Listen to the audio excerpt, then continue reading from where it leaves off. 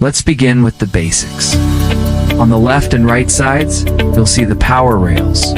These represent the flow of electrical power similar to positive and negative in a circuit. In ladder logic, everything happens between these two rails, forming what we call rungs, just like a ladder. Now, the start button this is a normally open contact. When we press the physical start button, notice how the wire lights up, indicating current flow. However, the motor does not turn on yet. That's because the circuit is still incomplete. At this stage, current can begin to flow, but it doesn't have a complete path to energize the motor. In ladder logic, every component must form a continuous path from the left rail to the right rail for the output to activate. Now, we complete the circuit by adding the necessary logic, typically including a contact that will allow the motor coil to energize. Once this path is complete, pressing the start button will activate the motor. Here's where it gets interesting. Once the motor is energized, a parallel contact, called a seal-in or holding contact, keeps the circuit closed. This means even when you release the start button, the motor continues running.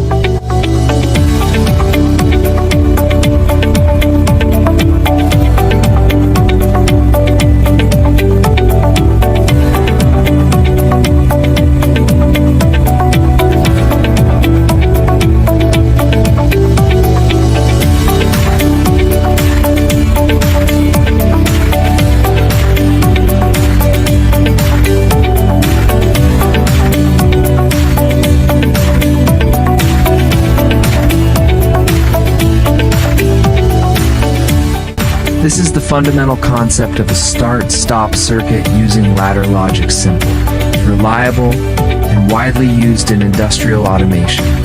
Now it's your turn. Go ahead and try it yourself. Don't just watch. Practice is where real learning happens. I highly encourage you to download the logo, Soft Comfort software. It's completely free and perfect for beginners who want to learn. PLC ladder logic step by step. I've placed the download link in the comments below, so go check it out. Install it and start building your own circuits.